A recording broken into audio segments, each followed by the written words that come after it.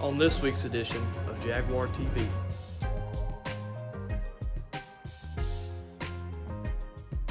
Congratulations to Marina Dunaway, a member of the class of 2023. We learned that she earned honorable mention and is featured in the Mississippi Outdoor Magazine. The North Pike CTC Healthcare and Clinical Service class attended Southwest Mississippi Regional Medical Center for their work-based learning orientation last week, where the students processed through the Human Resource Department, filling out all forms for WBL employment and received their first TB skin test. They also toured the entire campus and all departments in order to assist them in finding their assigned locations for next month's clinical rotation. They reviewed all policies on HIPAA, safety, and emergency procedures while also enjoying a delicious lunch.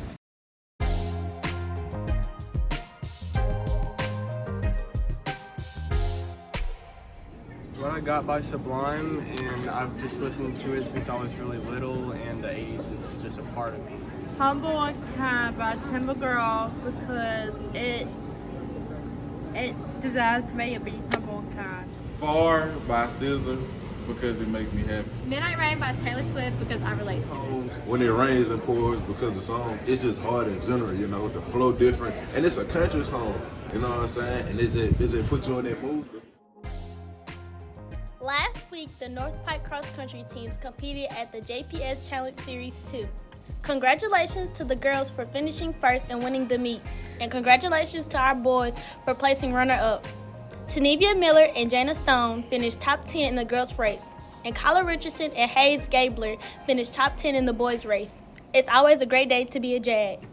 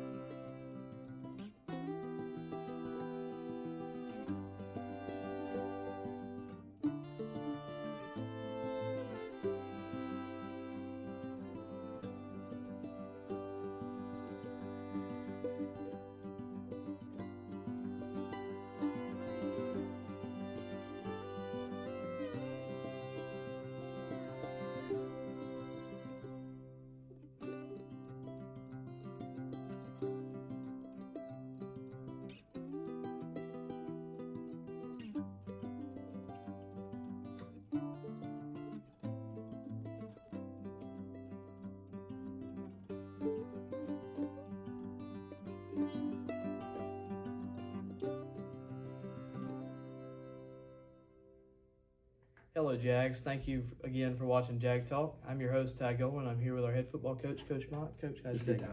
It's going all right. That's good. That's good. So we'll get into this is our third interview. We'll get into it. We'll talk about Ridgeland. To start off, we started pretty well offensively. We strung a couple drives together that ended up in touchdowns, and then the defense forced a couple of punts, but then that kind of changed towards the end, and we just offensively we couldn't convert, and then defensively it just kind of the wear and tear got to us. So I wanted to know, what do you think spurred the momentum shift, and obviously what do you think spurred the loss? It's easier said than done when you talk about Spurs. I think that honestly what you just said was exactly right on. I thought we came out with some good energy. We moved the ball on offense. We put anytime you can finish a drive with a punt or a kick or a kickoff extra point, I mean, you finished the drive without giving them the ball back with good field position. So I thought we played well defensively. We bent a little bit and we gave up a big play that kind of hurt us.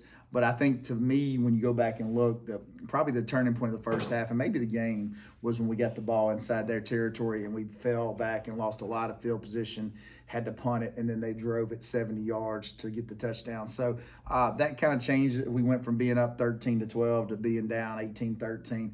I thought we played overall a 6A program that was bigger than us, pretty tight, but it was just something that kind of fell apart there at the end. So we'll talk about our offensive performance last game. You talked about Well, I said earlier that we had the two scoring drives to start the game, and then you mentioned that drive where we recovered a fumble on the kickoff, but then we had a couple of bad plays and some penalties on that drive and had to punt, and they drive down and scored. Do you think that drive kind of maybe ended the offensive momentum that we had going?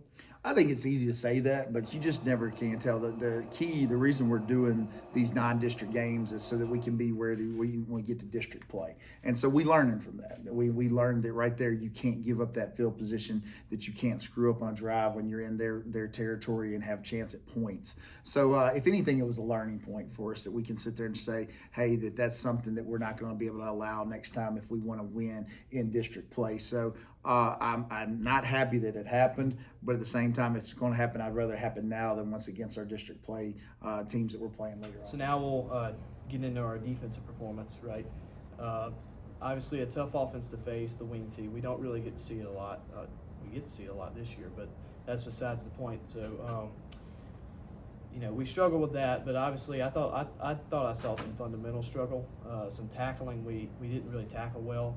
What is the point you're trying to get across to your defense this week in order to prevent that?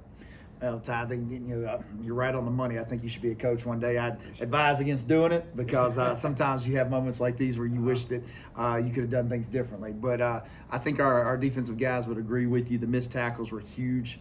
I think that we stood up a lot and gave our pad level was just too high, and the offense was able to drive us off. You're right. We haven't seen that offense probably since Poplarville of 2020, and that's going on 3 seasons ago.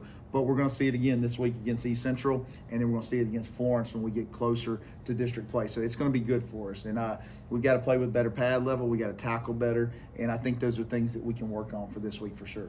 Gotcha. So we'll get into East Central, and you just said it. They run the wing tee again, or something like that, a run-heavy formation offensively.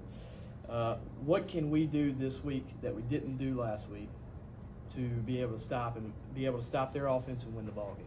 Well, I think East Central's a good football team. They historically played for a state championship less than 10 years ago, and they still are doing things really well down on the coast. It's a hike. It's a nice little drive. But I think that what we have to do is we've kind of moved some guys around position-wise to kind of find out where they fit better in when the offense is according to what they're doing versus what maybe Franklin County and Park Lane did. So I think the personnel grouping is going to help a lot. I think we're just going to have to play harder. We're going to have to stress getting lower off the ball, making those missed tackles not happen. And I think, honestly, if you do that, we've got to force a few extra turnovers where we're not letting them get the 20-yard play, the 40-yard play. And if we can do that, we'll have a chance defensively. So I feel good about that going into this week. We just have to execute. Gotcha. So, and then we'll get into their defense as well. They're 1-2 this year, and during those 3 games, they've given up it was 32 points a game. So it seems like offenses start fast against them, and it seems like they continue success. How can we do that this week?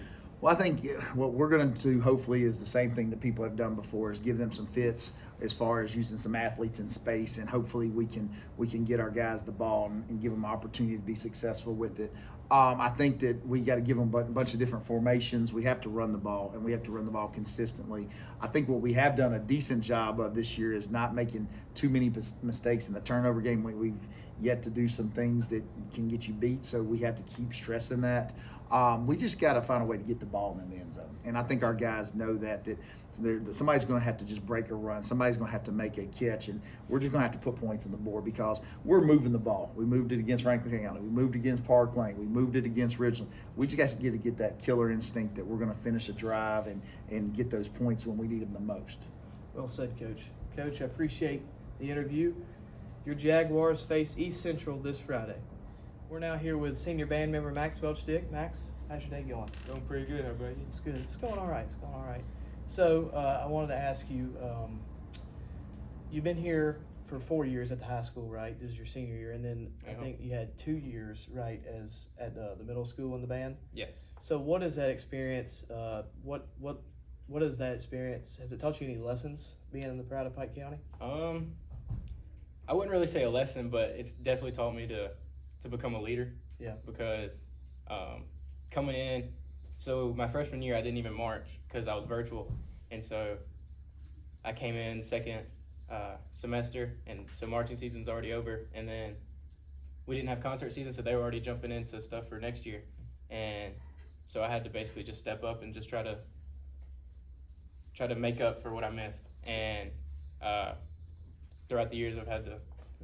So you've just learned to be quick with leadership, and that's Yeah. what it's kind of taught you. Basically.